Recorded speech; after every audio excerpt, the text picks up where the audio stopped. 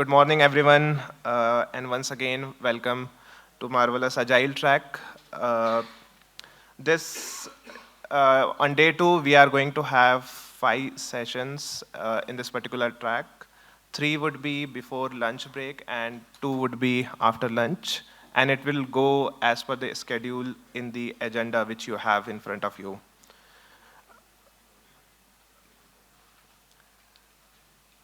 After every session, there would be a QR code displayed here. We would request you to please scan that code and give us feedback so that we can do a retro on that and improve or provide the feedback to the speaker. Coming up first is the session on the art of influencing in lean agile transformation by Sathyanarayana HR. Yesterday on the day one, there were a couple of people who are asking about this session. So I have seen the interest about this session yesterday. So here it is. Before I invite Satyanarayan, I would like to introduce him. Satyanarayan is the founder of Mindspire Innovation Lab, co-founder of Water Talent, associate partner at Lean Visiting. He is certified SAFE program consultant trainer, one of the best agile coaches in the industry, an agile master, and a well-known agilist in the community. He has worked with multiple large enterprises, helping them in their safe, lean, and agile transformation journey, including Siemens, Bosch, and Philips. He has passion towards building, rebuilding high-performing organization and team. He has spoken at many agile conferences and meetups. He is an engineer, an MBA graduate, and he has done courses from world-renowned institutes like Stanford Business Schools and top institutes. Over to you, Satya.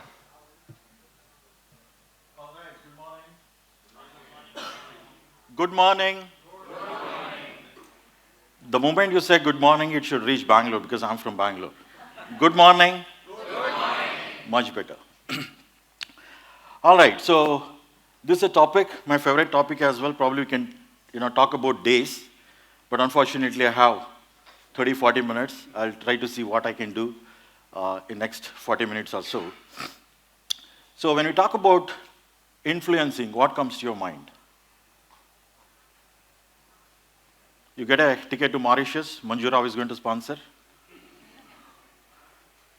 What comes to your mind when you talk about influence?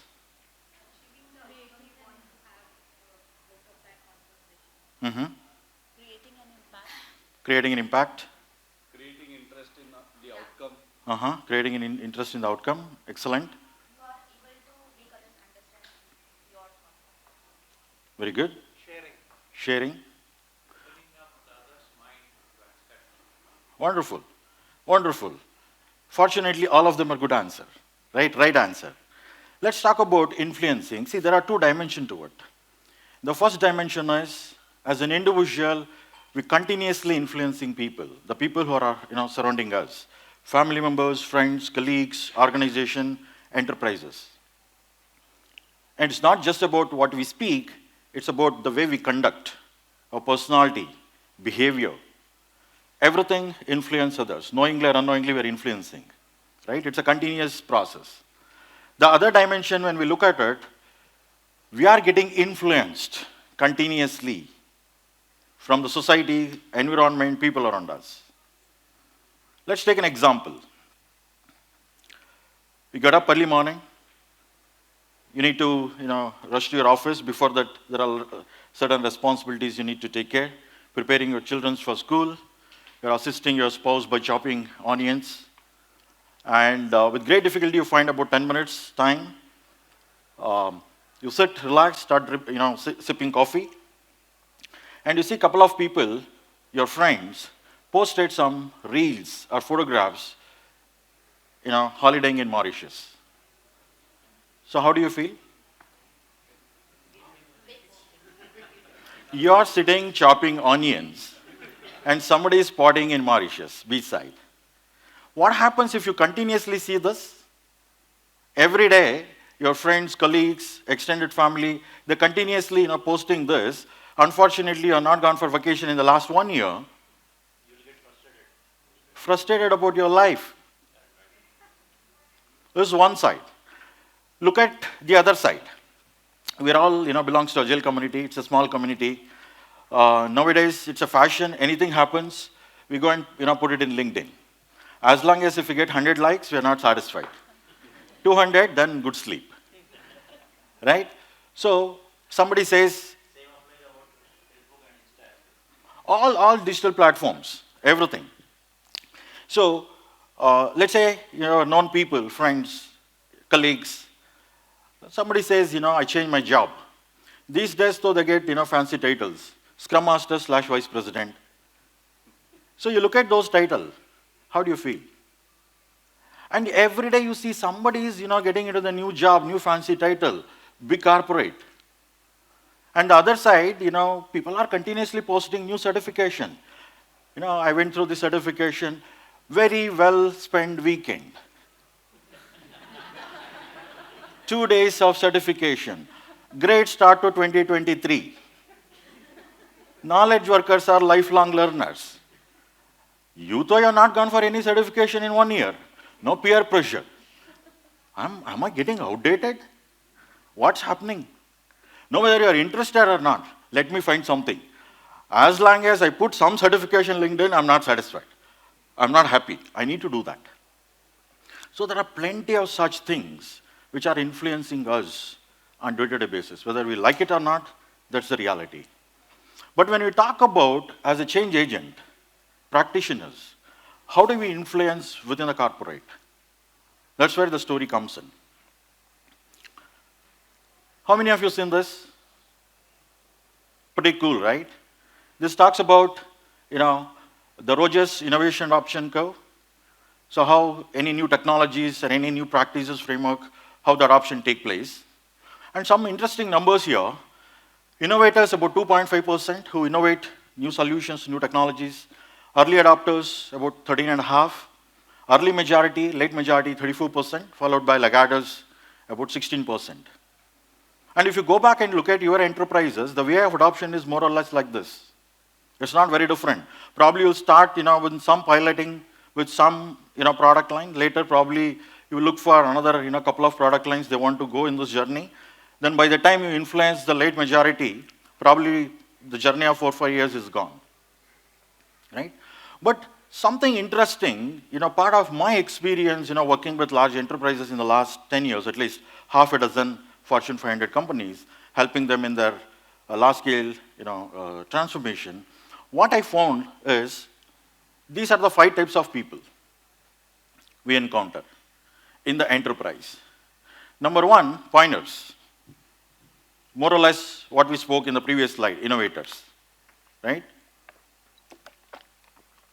The second category of people are called rational. The third category is anxious. Fourth category is cautious. And the last one is lost souls. Right?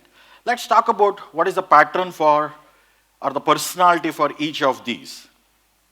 The first one, this personality of this, pointers, a very less percentage, maybe 2%, 3% in the enterprise. But it's important for you to identify who are those 2 or 3% to start your transformation. What if you start influencing the lost souls? If you start the journey of transformation from the lost souls, God only can save the transformation. Right? Probably the Vishnu has to take the 11th avatara and come and save the transformation. Right? So it's important to identify the right people to start the transformation and influence.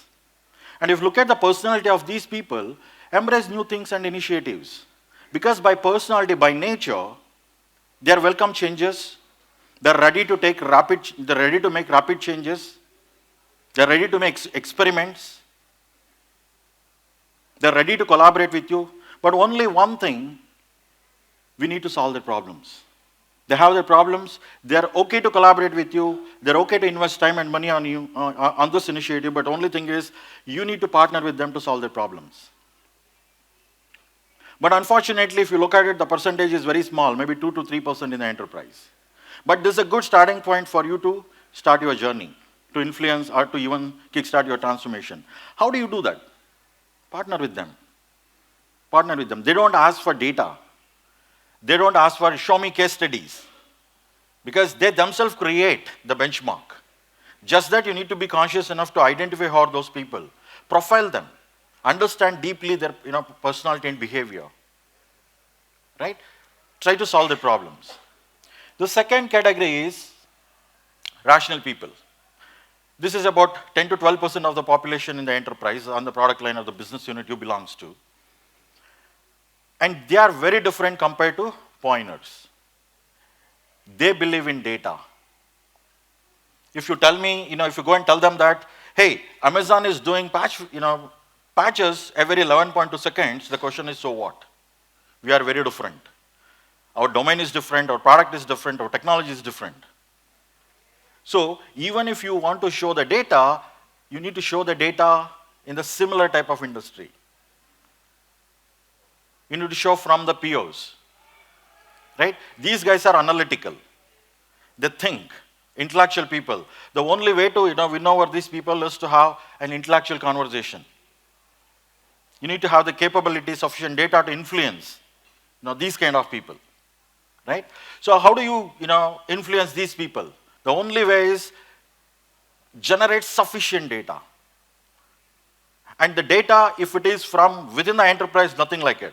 If you do not have such data within the enterprise, at least generate the idea from the similar industry. If it is in industrial automation, look for industrial automation. If it is from healthcare, look for healthcare. Right? But these guys also want you to solve their problems. Because these are the people, because of them the organization exists. Because of them the organization is successful. And they're ready to put their heart and soul to it.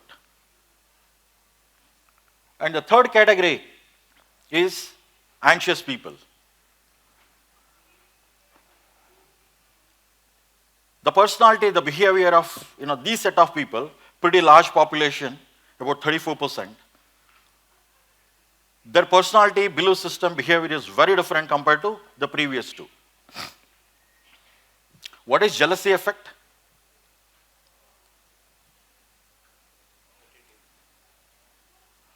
Imagine, how many of you have kids? Okay, sounds good. How many of you seen kids? Obviously, all of you, right? Right? So imagine the two kids playing with some toys. Maybe 3-4-year-old kids playing with some toys. Now, one of the kids finds another toy which is in the corner, and this kid goes to the toy, picks up, start playing. Now, this kid, there are a couple of toys in front of this kid, but what this kid do now? Will follow that boy, follow that kid. Now, this kid also wants the toy. This is called jealousy effect. And it comes from our childhood. And these are the people, they are more interested about somebody's life than their life. They don't care what is happening in their product, but they want to know what is happening in the other product. You find them more in cafeteria than anywhere else, right? There is one study, or rather an experiment done in UK. There are about 10% of the population in UK were not paying taxes on time.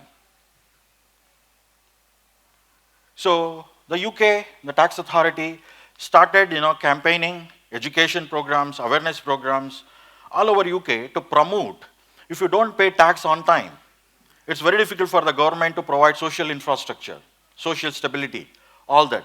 Please pay tax on time. Multiple quarters, this campaign went on. Next year, the results, 20% started paying late. 10% of the people were paying late. Now, after running all these campaigns and stuff like that, now 20% started paying late. Jealousy effect. 10%, oh, is it possible to pay tax late? Oh, I didn't know that. Somebody is enjoying that benefit. I think I should start enjoying that benefit. Let me pay late. Right? So, it is very, very important to understand the personality, concern about others, jealousy, right? connecting with everyone, influenced by other actions. For them, it is very, very important to show them that the change is already happening.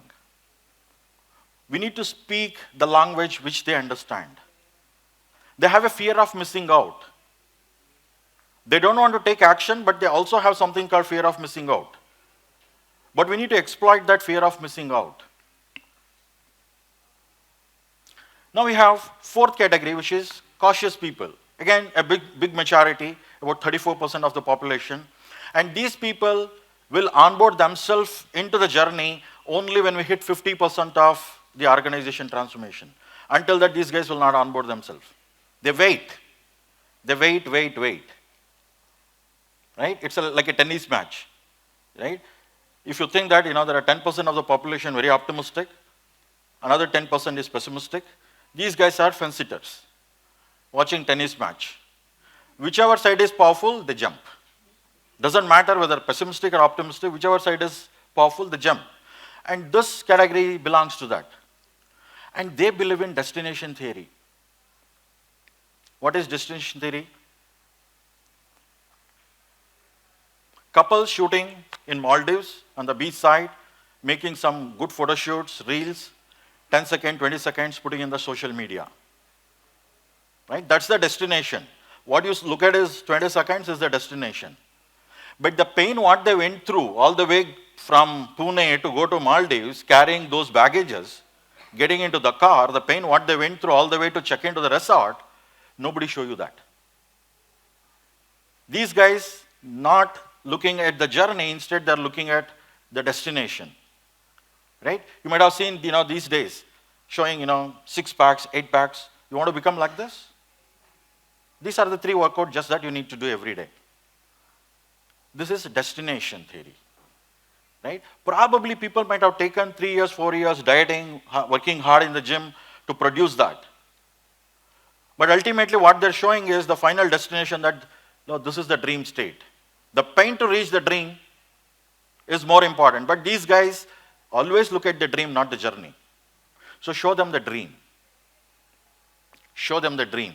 What value they are going to get personally. These are the people, they're worried about their reputation. These are the people, mostly whenever you go and talk to somebody in your enterprise, they say, what is in it for me? These are those people. Anything you do, what is in it for me? What is in it for the team? What is in it for the enterprise? Secondary. What is in it for me? Right? So understand their behaviors. The only way is understand what drives them. Invest strengthening promoters. You have pointers, you have rational thinking people. Use them as the brand ambassadors. Right? A practitioner going and talking to them versus a coach going and talking to them makes a lot of difference. Imagine a patient goes to a doctor and doctor advises a minor surgery. And he says, a minor one-day hospitalization, just that some arthroscopic surgery, just that you need to stay in the hospital for 1 day. You ask 100 questions, doctor, is it safe? Minor surgery? Can I get back to work tomorrow, day after? Doctor patiently answering all the questions, but the patient is not convinced. The patient is coming out of the cabin of the doctor and he meets another patient who went through the surgery a couple of days ago. Now this patient asks the other patient, hey, how was it your experience going through the surgery? Now he says, no, this is okay, just 24 hours, less painful, and I'm back on my knees. Now this patient believing this another patient or the doctor. Doctor is specialist, but patient is not believing the specialist, instead believing whom? The other patient. When you go and try to influence an agile coach, you are a specialist, but people will not buy your ideas. The people buy the other people who are in the system who are practicing. Like one RTE going and talking to another RTE. One business leader going and talking to another business. Makes a lot of difference. So use those promoters. Use them as the brand ambassador to navigate the change. Right? The last category is lost souls. As the name talks about, no energy. Monday morning, oh my God, Monday morning. Friday evening, oh my God, Friday evening. They're not happy with anything in their life. They have problem with spouse, problem with kids, problem with family, problem with boss, enterprise. Every day they drag themselves to office and drag back from office to home. Right? These are the people who can create a lot of negative vibes, negative influence in the enterprise. Even though you are onboarding them towards the end, but keep an eye on these people. These people can disturb your system, disturb your change. Right? Everywhere you will find these kind of people, about 12 to 15% of the population. You can find such people 15% even in this conference. Somehow negative energy attracts the another negative energy. They're able to somehow, they will find, oh, okay, that guy, one guy, who's sad sitting in the corner, let me go and talk to him. At least he can be empathetic to me. I'm also sad, he's also sad. These are the people. Right? But investing on these people is very, very important. The most of the time, the transformation fails for the fact that the enterprises invest in way of working, invest on practices enablement. They fail to invest on people. A significant amount of time and money has to spend on the people. The only way to navigate the change, the only way to ensure the change is happening, the transformation is happening, via people. If you have the right people, if you are able to influence them, way of working, just that it's going to happen. But our priorities are not right. People always go, whichever is easy. Enabling, daily stand-up meeting, planning, peer planning, easy. People do it. But changing somebody's mindset is not easy. Changing somebody's belief system is not easy. Right? And the belief system is going to reflect in their behavior. Imagine two people go to temple and one person believes in God, another person doesn't believe in God. If both of them go to the temple, do you think they are going to demonstrate similarly in the temple premises? Their behavior is going to be very different because one person believes in the God, another person doesn't. And their behavior is going to be exactly according to their belief system. Right? Invest on people. Investing on technology, investing on way of working, investing on all of that, important. I'm not disputing that. But more important is investing on people. Right? If you are a coach, if you are a change agent, start profiling your people. Every person whom I coach, what worked for me, I'm sharing. I'm not saying this is the exact way you need to do it. I'm sharing my experiences. The person whom I coach, I have a profiling of that person. I understand the behavioral, the personality, the belief system, what worked, where I can use, where I need to fix. It's all about studying the people, more like an anthropology, human behavior. Right? So one is classifying into 5 people and accordingly developing a strategy to influence. But in addition to that, there's another tool which you can think of, probably again based on my experience. In the x-axis you look at credibility, in the y-axis you look at mindset, which is fixed to growth. If you look at it, the Q4, that's an easy quadrant to deal with. You can map the people in your team, people in your product line, or the enterprise. The credibility is high. People respect them for the work what they do. People respect them the way they conduct. People respect them based on the intent or the purpose what they have. Credibility is very high in the enterprise. And obviously their mindset is also growth. They belongs to Q4. Probably 1x effort what you need to invest. The moment you come to the Q3, probably the effort what you need to invest to change them becomes double, 2x. Because their credibility is low in the enterprise and the mindset is growth. The high chances that you can build the credibility for them. Just that you need to invest time and show them the right direction. Right? They're capable enough, just that you need to polish them. And the third quadrant, what you look at it is Q2, which is difficult. Which is difficult because one is their credibility is high, but they're fixed. They are not open to change. They are there in the system from last 15 years, 20 years. Because they're there in the system from last 20 years, people recognize, people appreciate. But fixed mindset. They are not open to change. They are not open to experiment. The moment you go and say change, boss, can we do TDD? No, we've tried 15 years ago, it doesn't work. Even before the TTD born, they practiced it. They are the people. Right? And the last quadrant, which is Q1, very difficult. A significant amount of time has to be invested. Right? Because the credibility is also low, the mindset is also not right. So profiling and investing your time accordingly might help you to produce quick wins. Because quick wins will help you to motivate in the journey. Now, these are the circle of influences. If you look at the innermost circle, these are the people whom we worked on day in, day out. For example, let's say I'm part of the LACE team working as an enterprise coach. I have a bunch of 10 or 20 coaches working with me. I work with them day in, day out. I partner with some of the leaders. I work with them day in, day out. So it's easy to influence because you are spending a lot of time with them. They understand you. They understand your specialty. They understand the value, what you want to bring in, the difference what you make to the enterprise and to the people.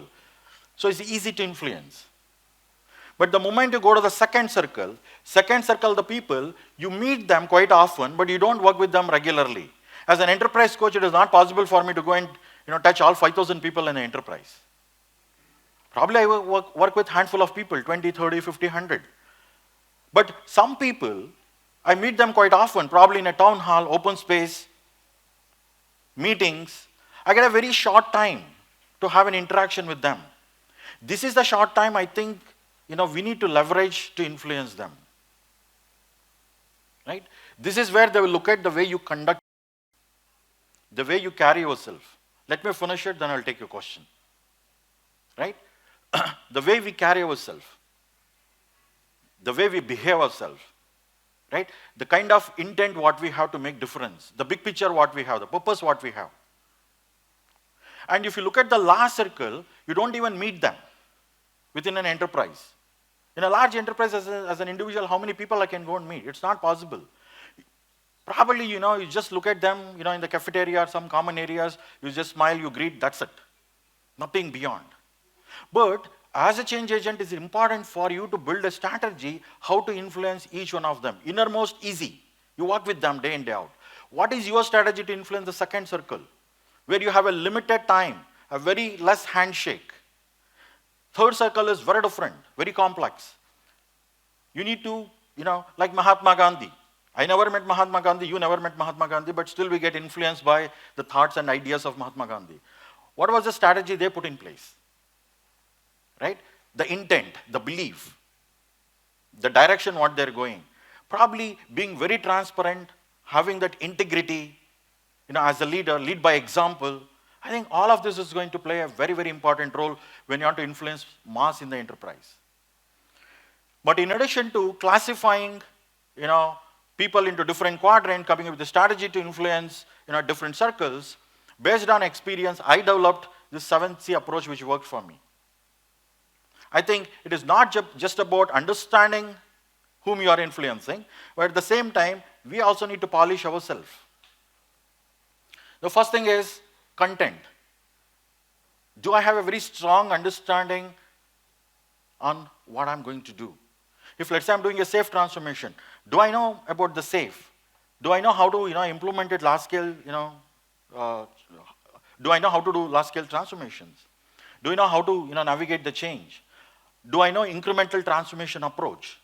Like how we talk about incremental product development, incremental transformation approach. Did I master it? What is the way in which I can acquire more knowledge? Content is very, very important. Sometimes people will get influenced because of the knowledge what you carry. The second one is context.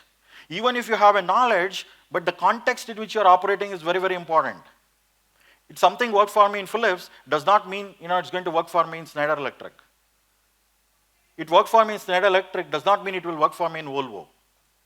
Right? Because the context is very different. The people are different, the domain is different, the target customers are different, and what they want to do to their customers is very different. The third one is connection. Most of the time, the influence will happen with indirect connections, direct connections. When I say informal connections, getting somebody to a conference room and talking versus taking them for a cup of coffee or going for a walk makes a lot of difference. In an informal connection we build, the rapport, the trust, people slowly open up. Right? Try to see, try to balance both formal and informal, right, depending on the context. The fourth one is choice. As a change agents, we may have to make tough choices sometimes. Because we are part of the ecosystem, enterprise has constraints. We are also part of the bigger group. And we may end up doing some tough choices. For example, some enterprise want to say, I'm making Scrum Master also as people manager. It's a tough choice as an Agile coach I need to make now. Right? Should I allow, should I not allow? Even though somebody is a decision maker, but I am the influencer. I know what happened in the previous experiment when we made Scrum Master people managers. Probably this person may not know. Right? Making those tough choices is very, very important. Followed by consistency. What you believe, what you think, what you speak. Very important. And what you speak in every forum, you need to maintain consistency. The moment, in the meeting room, you say, Agile is the way to go about it. Then the moment you go out of, the conference room, you say, this leadership don't have any job, Agile. It's not going to work here in this environment. The moment you change your words, all the effort what you put in place is not going to work. You might have put hard work, in the last 1 year, one single statement of yours will destroy all the hard work what you have done. Maintaining the consistency is very, very important. The way you speak, the way you conduct. Followed by credibility. You need to maintain high level of integrity, high level of ethics. Many people resist the change for the fact that they don't know what is going to happen to them, their role. Today, 100 people reporting to me, what if, the change comes into picture, what's going to happen to my role? Right? You need to maintain that high level credibility, high level trust. And whatever you are going to promise, don't promise. If you promise, stick into it. People are watching you. And the last one is conviction. Change is not easy. Change is hard. Change is very, very hard. But having that conviction that I'm determined to, produce the outcome. It may take 1 year, 1.5 years, couple of years, doesn't matter. I selected the path, and I'll stick to the path. I know how to produce. If you are not having the determination, if you are not, convinced yourself, there are, hundreds of people who are following you. What will happen to them? Having that conviction is very, very important. I think these 7 C's, definitely worked for me. Profiling, understanding the right people, coming up with the right strategy to, apply, and most importantly, having the 7 C's. And coming to the last slide before I take questions. So, human brain has 2 important aspects. One is called limbic system. The other one is prefrontal cortex. Limbic system, it grows until we are 5-year-old. What it is? A limbic system is not analytical, rational. It spontaneously, works. For example, what if, in front of you suddenly a tiger comes in? You start thinking, should I wait or should I go? Do you have data? Shall I analyze? Nothing. You flee. You try to escape. Limbic system is quick in responding. Right? And when people will, use limbic system, when you put them into an uncomfortable situation. Suddenly you go and say that, your role is moved from engineering manager to Scrum Master. You put them into, a situation which is awkward. Suddenly their limbic system get activated. This is where sudden, anger, frustration, or emotions come into picture. The other one is prefrontal cortex, which is more analytical, rational. It is slow, it takes time, it analyzes, it processes, then the action come into picture. As a change agent, as a leader, we shouldn't put people to use their limbic system. Limbic is more emotional, and limbic system, produces a lot of those emotions which are ugly for both the person who is influencing the change and the person who is experiencing it. Hence, as a leader, please try to see, how you are enabling your teams, your people to use prefrontal cortex, not the limbic system. And that takes us to the end of my talk. I'm open to take questions. How much time you have? 5 minutes. Yes, I will go to the lady because she raised her hand in the middle of the session. Yes, please.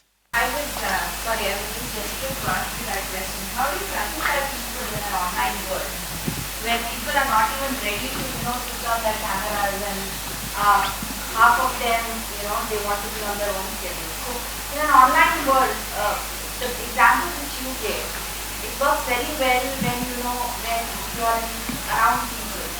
But in an online world, you need to give some examples where it must have worked for you.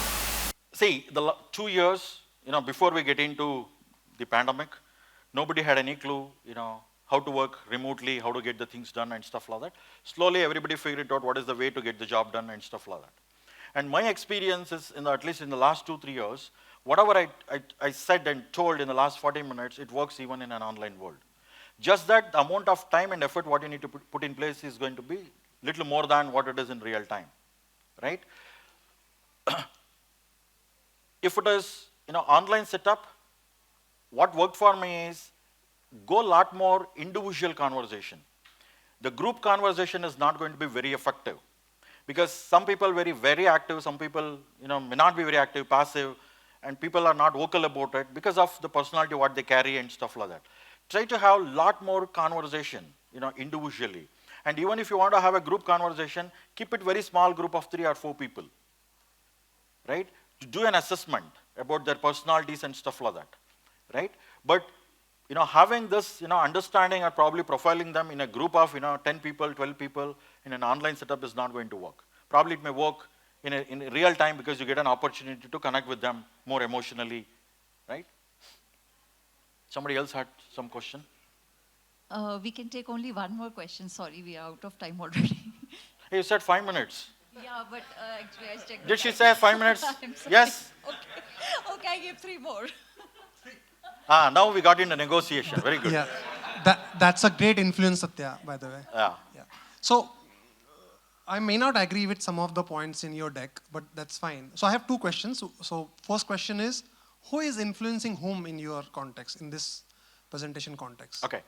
See, the first thing what is important to understand is, in some instances we are influencing, in some instances we are also getting influenced, which is happening continuously for everyone, right? Without knowing, you're sitting there, probably you're influencing others, without even, speaking anything, right? That's the reality which happens continuously.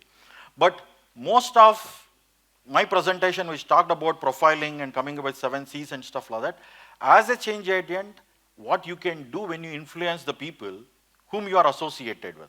Maybe it's a team, it's a product line or a business unit or even enterprise, right?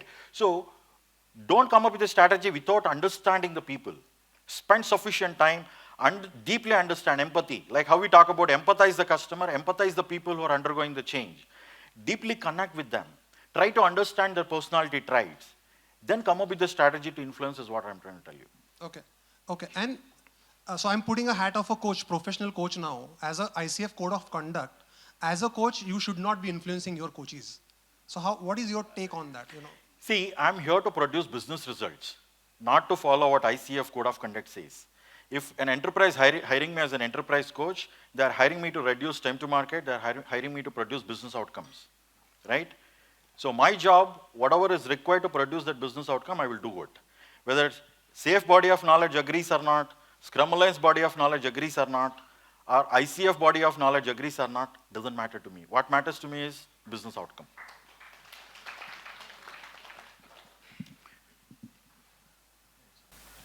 Can I? Hello. Yeah. So my question on that lost souls, last category that you were talking. So I think as an agile coach, change agent or transformation agent, I think that's where your most of the energy will go finally. Yes. But in your experience, what is a point where you think, okay, I think nothing could be done and there's no point to invest more time there? See, in the initial part of the transformation, having an eye on them is important. But what happens in an environment when 80% of your enterprise changes?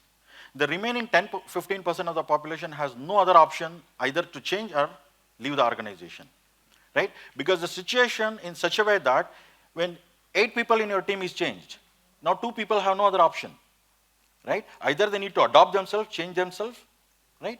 Or they need to leave, look for something else. I think the situation itself will influence you a larger extent. In addition to that, as a coach, see what you can do, right? Have a dedicated mentoring program. Associate a buddy who is a mentor, who's a promoter, who can influence positively.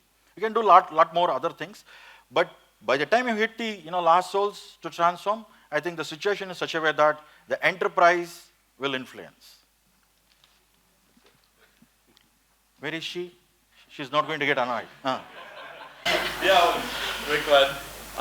Where would you classify the wishful thinkers? Right. See, from morning we are seeing the executive management saying, agility is the way to go. We see, every CEO, every leadership saying that. Organizations are implementing, agility. They are saying we need to go to the new ways of working. But some people still feel, or they are, as you said, maybe lost souls, or they are wishful thinkers. That we hope that older thing comes back. Where would you categorize them? See, what we need to understand is what we need to do versus how we need to do. The people you are talking about, they know what needs to be done. We need to do agile transformation, but they don't know how to do, right? And these are the people will get into early majority. The 34% whatever we're talking about, they will get into those. And this classification, what I'm talking about, the 5 types, it is not just for the team, right from the leadership. It could be, your C-suite all the way to the team. Just because somebody is, having a title of senior vice president does not mean that, he's an innovator or a pioneer or a rational thinker. He can also be in a late majority. There are many, product lines within an enterprise which is holding a portfolio of 500, 600 million. After 3 or 4 years of change in the enterprise, they onboard themselves, right? Because of the behavioral traits, what the leader, possessing, right? So mostly they fall into early majority, in some cases to late majority.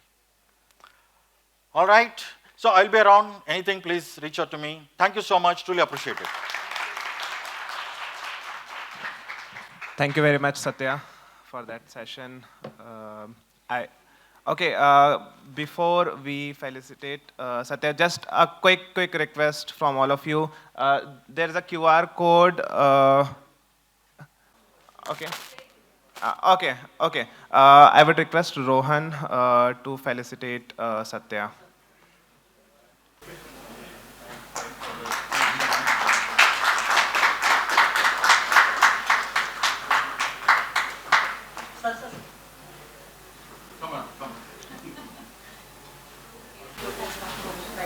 So this would be difficult for me to carry back to Bangalore. They will not allow me in the airport.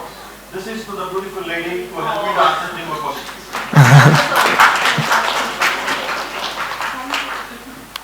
Thanks, Satya. Thanks, Rohan. So coming up next is Keys to Agile Transformation by Ramanathan and Pooja. So this session will start at 11:35.